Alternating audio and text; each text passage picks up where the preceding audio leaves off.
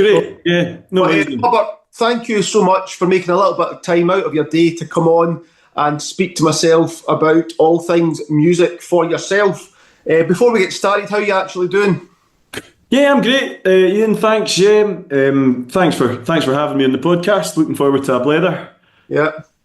But everything okay? I know you're just saying that you're a busy guy. The tickets have just went on sale for the up-and-coming tour. So I'm assuming it's like the wheels are starting to turn and it won't be slowing down for a while. Yeah, it's an exciting period. We've got an album coming out next month, so that's always the sort of the kind of main moment of excitement for a band, as you know. So we've got a load of outstores round about then, round about the album release. Then we've got a big Glasgow show in Rookin Glen Park, which is going to be the biggest show we've ever done, headline show we've ever done. Then a summer of Scottish festivals, and then this big tour in the autumn that we've just announced, which will basically be the kind of UK album tour. Well, Robert, we're going to talk about all things. We'll talk about the new album and things like that, but we're going to talk about all things music for yourself. What inspired you, learning your instruments, recording, songwriting, all the good stuff and everything else that fits in between. But what I like to do with the guests is go back to the very beginning. So where originally are you from? I'm from just outside Fort William in Lochaber. Yeah. Right, okay. And probably a silly question, were you exposed to music from a young age? And if so, where did you get that exposure from? Was it your parents, and what type of music was it? Yeah, very much so. So my mum was a primary school teacher and played a bit of the piano. So she was, always teaching the kids kind of like traditional Scottish songs in the class. And my dad isn't musical at all, but he's a big music fan, and he loves. He's like kind of like rock and roll 60s stuff. So like everyone else, it's kind of the music your parents listened to that you were brought up with. And of course, coming from the Highlands, there was a real sort of folk element to that and Gaelic element to that as well. So obviously you're getting exposure to music from your parents, like a lot of people, you just hear it in the background when you're in the car.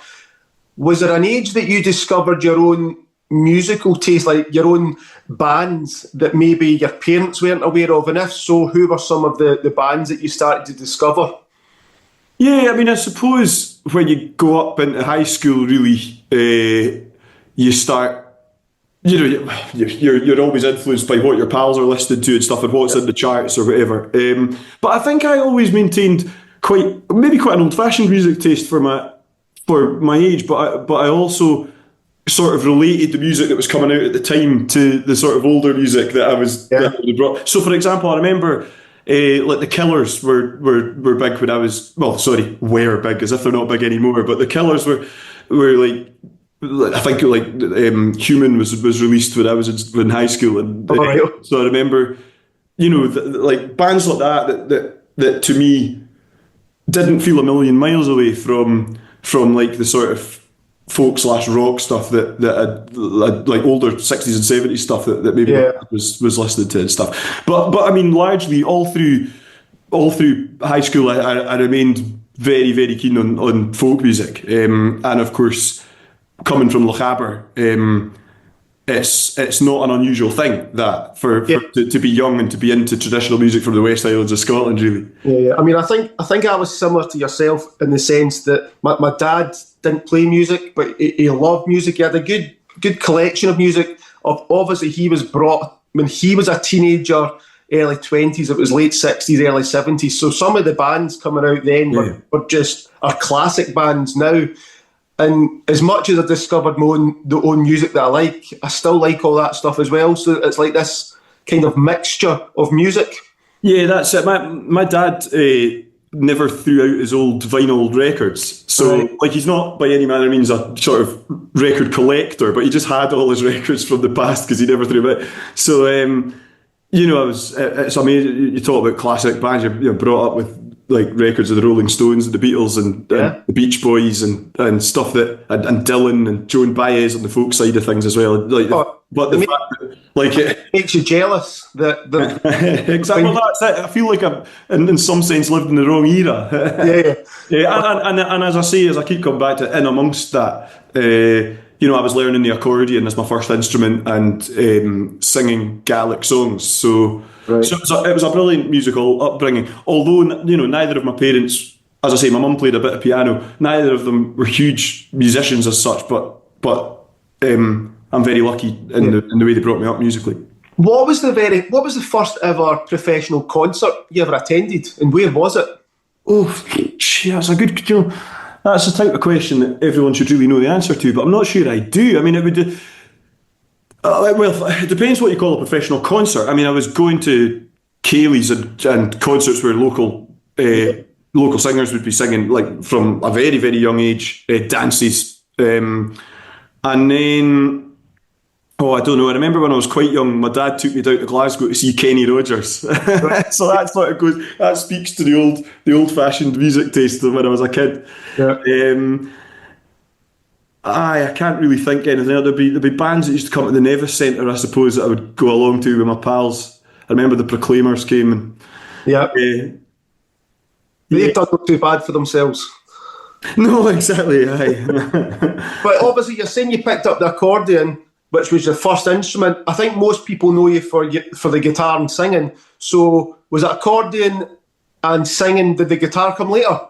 Well, I mean, accordion and singing together isn't exactly the best combination, so I think guitar came in purely to accompany my singing. I've never really considered myself to be a guitarist as such. I play guitar in order to accompany my singing, and that's it. Whereas the accordion for me was at the time was kind of my instrument as such. Although singing was always the main thing and always what I just loved. I mean, from like a tiny wee kid, I was running about with my mother's kitchen ladle, strumming it and singing away, like singing with my toothbrush and all this sort of stuff. It's funny because singing was always the thing.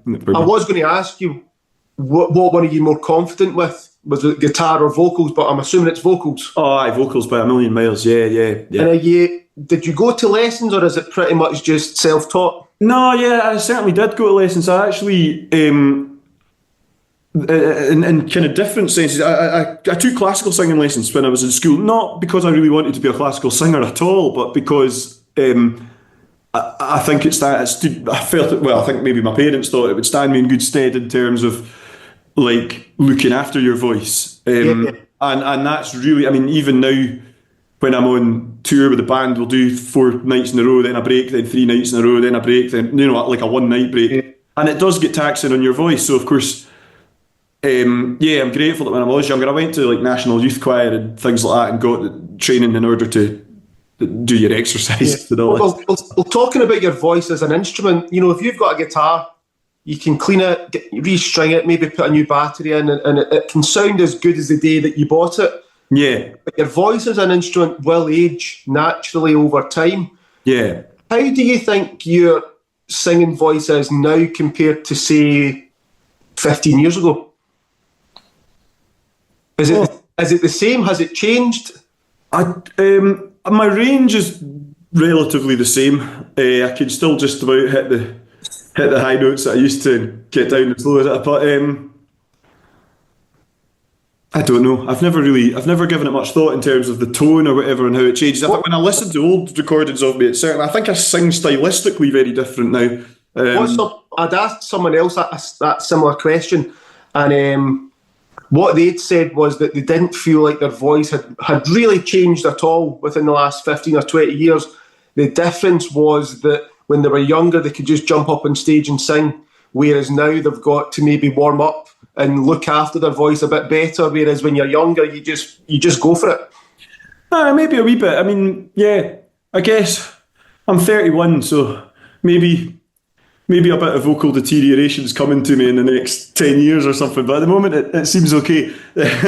I'll whiskey will sort that out. Well, that's the one thing that doesn't do it any good, right? And over the last kind of 10 years, I've probably not done it. It's probably that's the one element that isn't particularly hasn't particularly helped me over the last 10 years. But see when you think back to when you were, say, late teens, even high school, who was your musical influences back then?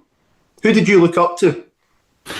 Right. So again, there's kind of two answers to that. First of all, when I was in my late teens, I was still very much a kind of Gaelic singer. I was looking to do the Mod Gold Medal and things like that. So I had, like Rachel Walker taught me Gaelic singing. I'm not sure if you maybe had any of the Skipperish guys on here or whatever. She sang with them, and then as I got to 16, 17-year-old, my biggest influence became Bruce Springsteen, believe it or not, and still is to this day.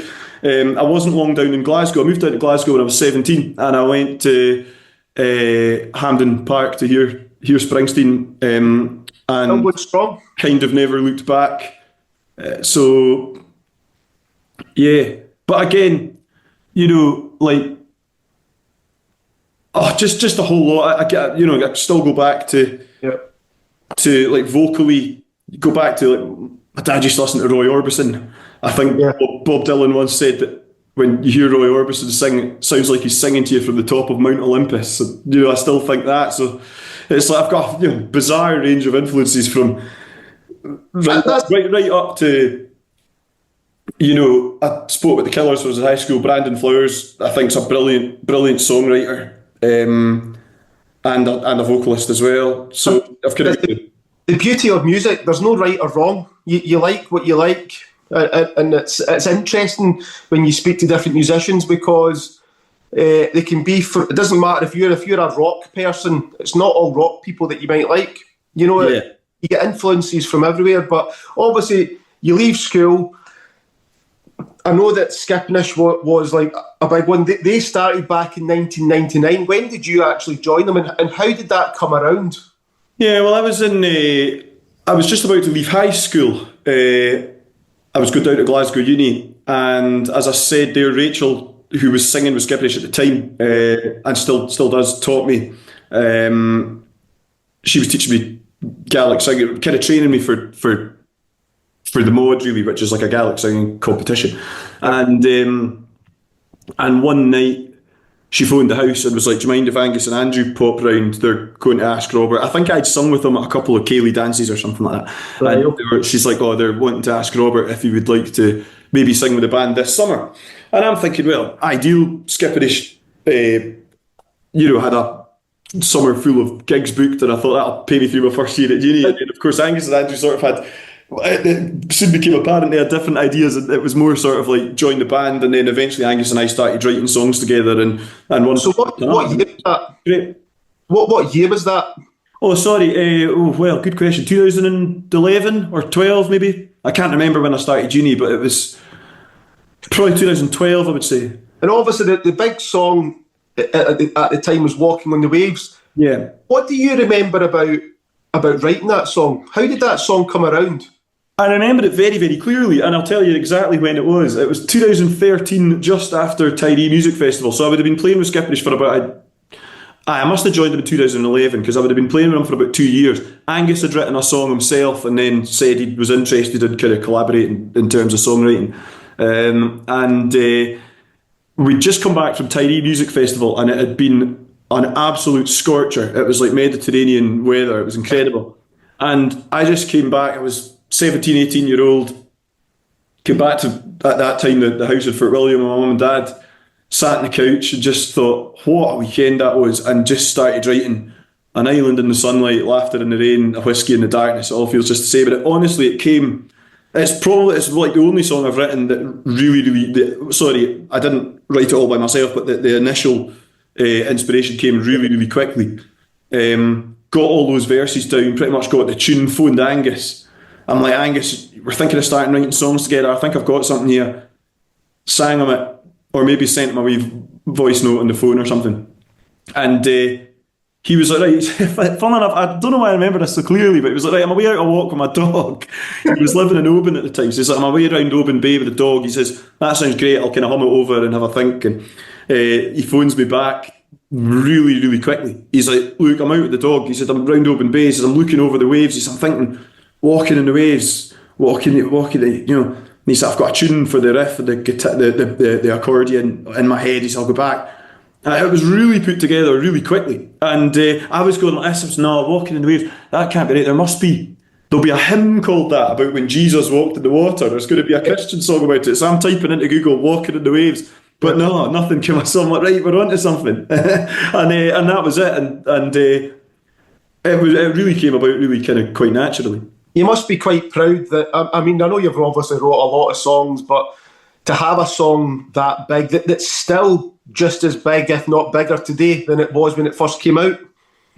It was certainly, at the time, it was, as I say, I was only 18 or 19 or something. So it was quite amazing to see it sort of take off certainly, first of all, in a West Highland context. I remember going into the pub in Fort William one night in like the 1st of January, the 2nd of January or something, and everyone was kind of still celebrating the new year. And the DJ in the volunteer arms played Walking in the Waves. And I was just like, wow, this is and that was just in a Fort William context. But yeah, it's continued to sort of grow, and it's amazing to hear all the different versions of it. The kind of brilliant and the sort from the sublime to the ridiculous, to be perfectly honest. But it's always lovely to hear people wanting to sing your song. What's funny is I do pub gigs, and there's a particular pub in Stirling that I play quite regular.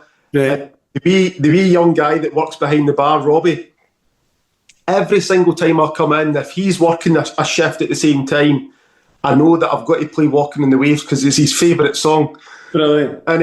And he's only 23, so he's like a whole generation behind you, but it's still... Yeah. Thanks for reminding me that a 23-year-old is a whole generation behind me. I'll not tell you my age, but the thing though, that it's like, that song means something to him. He told me that song got him through uni, through study. I don't know how, but all I know is every time I go into that pub, I've got to play Walking in the Waves because he's sat behind the bar.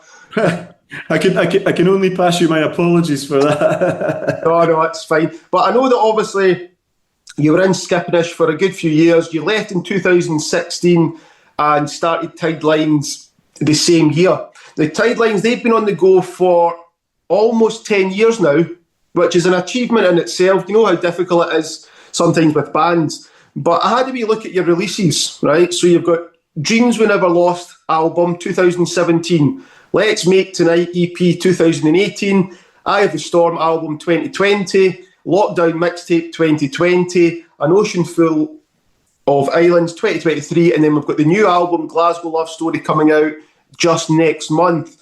That has been a busy 9 years, along with the 16 singles and all the touring and everything else that goes in between it.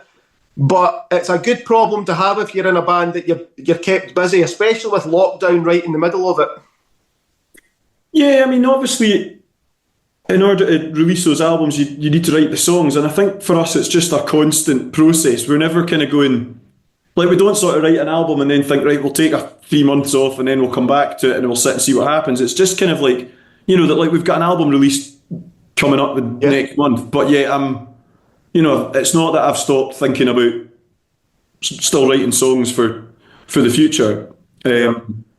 So yeah, I mean, so it's not really. I think I'm trying to say it's not really a conscious decision that we didn't go right. We're going to start this band, and over the next 9 years we'll release however many albums it is. I think it was more a case of just as and when the songs were ready, I'll phone the boys and go, look, I think I've got a new song, let's go. And it just so happens that that's been the output over those years. And of course, part of that is because we enjoy doing it so much. Well, I want to ask, do you like writing and recording albums? Because there's some bands will do it and it needs to get done in order for them to get back out on the road touring. Others love the creating process. How's it for yourself? Do you actually like going into the studio and creating something? Yeah, we love it. We've never really had that problem of thinking, oh no, we need to go and get something recorded because we need something to take out on the road. It's always been a case of we've always just kind of had something there that we actually want to get in and record. Yeah. And we're very lucky over the years, I mean, certainly now we record up in Mull, an old the old Baptist church, the former Baptist church, used to sit in the top. Well, it sits at the top of the village of Benesson, which is where kind of Ross, the keyboard player in the band, his family are all up there, and so is Ross now. He lives up there in Finnefort with his wife, and so I think we're lucky in the sense that we've got really the perfect recording kind of setup and environment within which to be creative. But we've always, even before that, we would use studios down here in Glasgow, and we've always enjoyed the process of getting in and working together on new songs. So you've got Ross Wilson, who you knew from Glasgow Uni, skipping issue as well. Alistair Turner, Fergus, Monroe. How did those guys all sort of come together for Tidelines? Yeah, so I didn't actually know Ross from uni as such, but I was down in Glasgow at uni, and I had a gig in the Park Bar in Argyle Street, which is like, for anyone that doesn't know, it's like a real kind of Highland institution, sort of home from home for people on the West Coast in particular. I mean, like you spoke earlier on about influences. It's like when I was in school, it was always like get down to Glasgow and go to the Park Bar, and you'll hear amazing traditional music. And so I wasn't long in Glasgow when I was. Well, actually, the very night that no sooner had the tail lights of my father's car driven away from my halls of residence, and I was booking a taxi to the Park Bar. Actually, the very first night I came to Glasgow. But a few months on from that, Nina, who was until last week actually the manageress, she's just sold the lease, but that's a totally different story. But she like kind of was a brilliant sort of kind of like, she ran the park and really kept it as a sort of like she was a kind of ambassador for Gaelic culture and all that within the pub. And she asked me to if I'd like to do my first gig in the Park Bar, kind of put her faith in me, because I was only 18, so I put a wee band together. But the piano player phoned me about 2 days before it, saying, "Look, Robert," he's like, "I've just been offered a job down in Cornwall, and I need to go down for an interview at the weekend." And he's like, "I really want this job," and he's like, "Obviously, I don't want to let you down, but..." So I'm going, "Look, for heaven's sake, it's a pub gig, just go." And he says, "Well, there's this guy, Ross Wilson, that's in Glasgow." He said, "Do you know him?" I said, "Well, I've met him. I think I'd maybe been in his company and maybe shaking his hand, but didn't really know him." And so I've turned up, 18-year-old, my first gig in Glasgow, in this like pretty well-known pub where a lot of real sort of connoisseurs of folk, well, not folk music as such, but traditional dance music and all that came in. And Ross arrives like 5 minutes before we're due to start with his keyboard under his arm. We've never rehearsed together, hardly knew each other. He set up the keys, and we had a great gig. Played for 3 hours in the pub that night, and just loved it, and kind of like really hit off, kind of musically and personally, like right away. Yeah. So not long after, a few years after that, Ross actually played with me in Skipperish as well, and then a few years after that, we were really keen to start our own band, and we knew Gus and Ali. Well, we didn't know Gus and Ali. Ross had worked with Ali on a uni project. They both studied various different music degrees, and they Ross had been interviewed by Ali for Ali's uni project, I think. So he knew of Ali, and we knew of Ali through the industry, and we knew that he was a brilliant guitar player, but also a piper. And we're like, well, that's a pretty versatile guy to have in your band. He then put us on to Gus as a drummer, and we met as all good musicians do, for a pint of beer first of all, and then I had a couple of songs that I'd written that were quite sort of, they were a bit more poppy than anything I'd written before. It wasn't the usual sort of like the kind of Walking of the Waves style of things. It was just a bit more something that needed a kind of different approach, I think, and so we booked a Glasgow rehearsal studio, and away we went, and never looked back. And you never stopped. Exactly, yeah, and we were very, very lucky, because, as I say, although Ross and I had got to know each other as best pals over those years, Gus and Ali were really brought in with nothing more than just like a conversation over a pint. So you then, to look back, as you say, now almost 10 years later, at just how well it worked out on a personal level. I mean, we're just all best pals. That wasn't necessarily guaranteed, so I think I feel very lucky to have those three lads. So for Tidelines, what is the band's songwriting process? Are you the main songwriter? Do you approach the band with the skeleton of a song and let the others add their parts to make that song better? Yeah, that's pretty much exactly it. Yeah, I work on it here in this room, actually, in Glasgow, or most of the songs were written in my last flat in Partick, and then I'll, as I say, I'll go to the boys and say, look, I think I've got a couple of songs here. And usually then, either I'll send them on as voice notes, but usually, to be honest, they just go, right, let's go up to Mull, or let's book a studio, or and I'll just play it to them live, and they'll kind of take it from there. I'll have chords, melody, words, and sometimes they remain pretty much intact, and sometimes they don't. Sometimes boys go, well, there's too many verses, or the chorus needs to hit earlier, and then we start taking the song apart and putting it together again. For yourself, though, do you have a process with regard to songwriting? Do you do the words first? Do the words come last? Do you do a melody first? How does it work? Always a melody first for me, which is really funny because, talking about earlier on songwriting with Angus MacPhail, he was always lyrics first and then melody, but I don't really like writing it as a poem, and then I like getting the tune. And also, the tune always comes... Well, not always, but the tune's more likely to come naturally to me, I think. Like, if I'm out a run or something, a tune might wander into my head, but it's kind of very rare that a lyric would wander into your head. But, like, you're always kind of humming a wee tune in the back of your head, and sometimes something will come in and I'll go, wait a minute, that's original, I like that. Yeah. But it's not, it's not often, in order to write lyrics, although I love writing lyrics. I mean, once I've got a tune, I just love sitting down and pouring it up, especially verses. Just really considering the lyrics for quite a long period of time, I really enjoy. But it's not like I'm going to be out and go, oh, wait a minute, there's a lovely rhyming couplet just wandered into my head. It's not, that's kind of not how it works for me. Yeah. Songwriting's a weird one because, there's times where you can sit and within 10 minutes you've got a basic song that's got potential, it sounds good. There's other times you can work on something for 6 months. It takes a while to come together.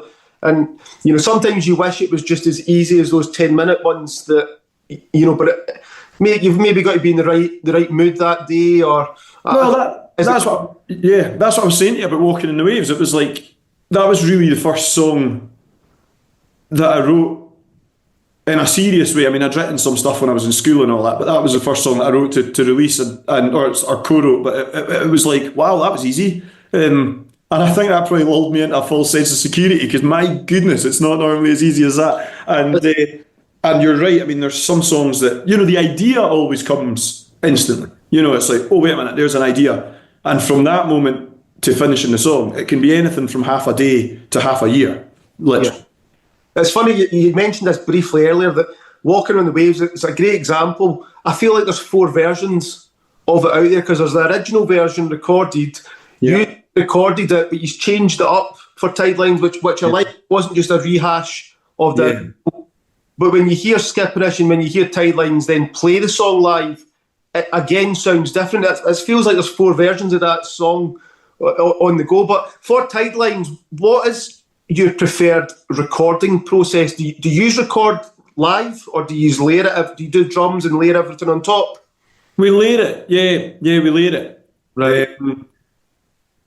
Yeah, I think because of how we structure the tracks, it's probably, fairly important. I mean, we'll jam it with, like, myself on the guitar, Gus on the drums, Ali on the guitar, Ross maybe with the bass, just in order to get a feel for the track.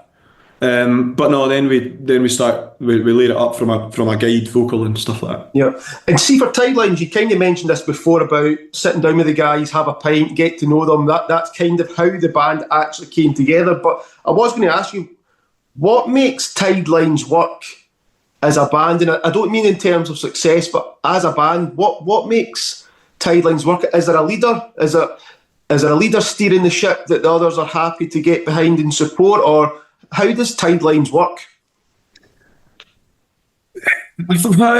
First and foremost, it works because all four of us are great friends, and we don't fall out. I mean, I don't think we've ever fallen out, which is probably quite rare for a bunch of people that spend so much time together.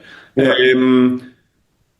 But it's fairly democratic in terms of how we do things. I don't think we would ever, obviously as a band, there's always decisions to be made at every step of the way in what way you're going to go. And we've got an agent and we've got things that we discuss those things with. But really, among the four of us, if there's one of us that can't be convinced of a course of action, then we don't do it. Whether that's a release, whether it's a tour, whether it's a specific gig. We've all got a lot of respect for each other's opinions, I think, and so it's never like no one's ever put the foot down and said, "This is the way we're going to go. You've got to come with me," because we always just discuss it and genuinely come to a decision that everyone's happy with. Obviously. Which when we started the band, a lot of I remember I got a lot of advice from people in the music industry that had kind of a few years on us in terms of experience, and loads of them said, look, the last thing you want to do is start trying to run things by committee. But I think because there's only four of us, it's fairly, we've got a WhatsApp group, it's fairly easy. Yeah, I mean, I don't mean a dictatorship. I mean, it obviously works for Tidelines. That's great. I've spoke with other bands. I was speaking with Neil from Travis, and he's very much, Fran Healy he's the one guiding that band, but the other guys trust him to get behind him and support him. And it works different for each band. It's whatever works for the band. But here's a question for you. See if I was to sit someone down that had never heard Tidelines before, and I was to play them one song that best represents the band overall, what song would you pick? Oh, wow. I don't know. I'm going to, off the top of my head, well, that's difficult because we've got so many different elements. Some of our songs hark back to the more sort of folky side. Some of them are essentially pop songs. So it depends what side of... I'd say Homeward Bound off the new album is quite a good start because it's not a million miles away from the sort of Far Side of the World kind of like style, but then there's These Days from the last album, which is more of an almost like a Springsteen-y sort of rock.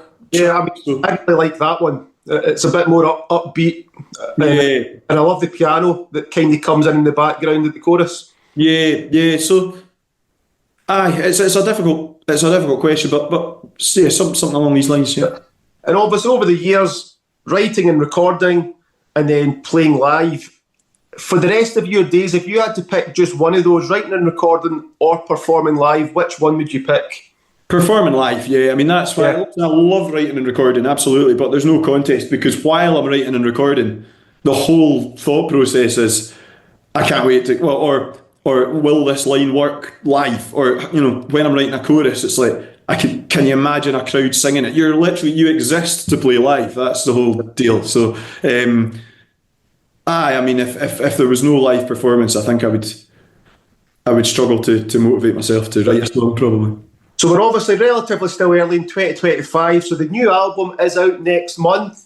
It'll be available on all the usual platforms. They've got the tour, the dates are already out there, they're on sale, they're selling out very quickly. So for anybody that's watching, they can jump on to Ticketmaster, jump onto all your social media. The links are there, details are there. Obviously, we want everyone to listen to the new music when it comes out, which we're all looking forward to. But before I finish things, Robert, I'd like to ask some fun questions just before you go. Yeah. So imagine you could go back in time anywhere in the world, big gig or small gig, I'll let you decide. What's the one concert that you wish that you could have attended? Oh man, jeez, what a question.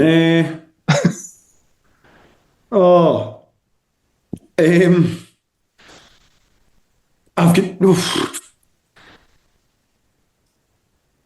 I wouldn't have minded being at Woodstock, I suppose. No. Do you know, I would have loved to have seen, I know they're still touring, but I would have loved to have seen the Rolling Stones in their heyday. You talk about like the Beatles and how they stopped doing live shows, and then the Rolling Stones became such a live act. I would have loved to have seen them, and maybe like there's a great gig that's online somewhere from Rio de Janeiro, and it was maybe like in the 80s or something, and like Mick Jagger just totally strutting his stuff around the stage, and the whole place just bouncing, and just the sheer scale. It would have been something to see, definitely. It's kind of a bit of a rubbish answer, to be honest, because you could actually still go out and see a Rolling Stones gig now, but I mean, it's probably bigger and better now, but is it as good? I mean, that would be the argument. Aye, yeah.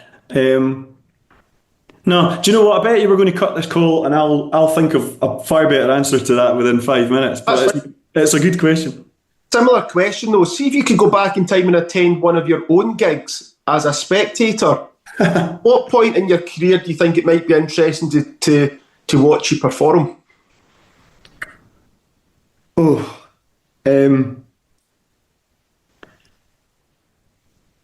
Maybe that flag in Glasgow. Yeah, okay. Well, I mean, I was going to say the first gig we ever did in the Barrowlands, 2019, because it really felt like a moment in time for us. There's something special about the Barrowlands as well. Yeah, I'll tell you what, I wouldn't want to go back and see my first gig in Glasgow, or the first, well, I know you're talking about the Park Bar one, but actually Tidelines did their first gig in Glasgow in the art school in Glasgow, maybe like 500 cap room, and we went on stage. It was our first ever gig, actually, or in terms of headline gig. We'd done Tyree Festival, we'd maybe done another couple of festivals, and then we booked our own show in Glasgow, so it felt like a really nerve-wracking moment. And I went out and was like, "Hello Glasgow, how are you doing?" And then entirely forgot the words to the first line of the first song. So I wouldn't like to go back and watch that, because I'd be cringing myself into oblivion. But yeah, well, here's another. I'll let you think about that one. Here's another question then for you. Thousands and thousands of great songs have been written and recorded over the years by different bands, different artists. What's the one you wish you could have sat in the recording studio to witness them record it? Wow. That question was asked to Brandon Flowers of The Killers, and he said The Hole of the Moon by the Waterboys. Right, okay. Which I think's a brilliant answer in terms of the songwriting behind it. It wasn't quite that question. I think the question was what song do you wish you'd written that you hadn't written? No, I'm going to go Thunder Road by Springsteen, and how it started. There's a documentary about the making of Born to Run, and I'd Born to Run, the album, and I'd love to have seen how they build up the track from just piano to vocal, and then eventually to the sort of wall of sound with everything in, and all the layered guitars and stuff. I'd love to have seen that process. Really would have. So you said with Tidelines, Ross, Alistair, Fergus, that yous are all great friends, but I'm going to get you to throw one of them under the bus right now. So imagine you've got a dead body in the boot of your car. It's 4 o'clock in the morning. You need to dispose of that body, no questions asked, and you need help from one of your band members. Which band member are you phoning at 4 in the morning to help you, and why? I'm phoning Gus because Ross lives in Mull, and it'd be a nightmare to try and get a Calmac ferry in time to get down and help me when I've got this dead body in the back. So that rules Ross out. Right. Ali lives in Fife, so he's a bit further away than Glasgow. Gus just lives on the south side. So that's purely practical reasons. But no, I think I could trust Gus. Plus, he's a drummer, so he's used to like shoving heavy things in the back of vehicles. So he might help you lift the body, dispose of it. That's the one. I'll go for Gus. Right. What's the first thing that comes to your mind? What's your favourite album cover?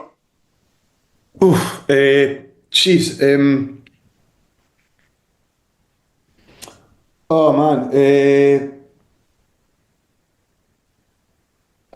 Favourite album cover. I'm looking around here to see. Highway 51 Revisited by Bob Dylan. Cool. And very last question for you, Robert. Mount Rushmore, who is the 4 bands for yourself, whether it be songwriting, whether it be performance, whether it just be the overall package? Who are the 4 bands today, at least for yourself, that you just, they're at the top of your pile, you see as perfection? Okay, obvious answer, the E Street Band.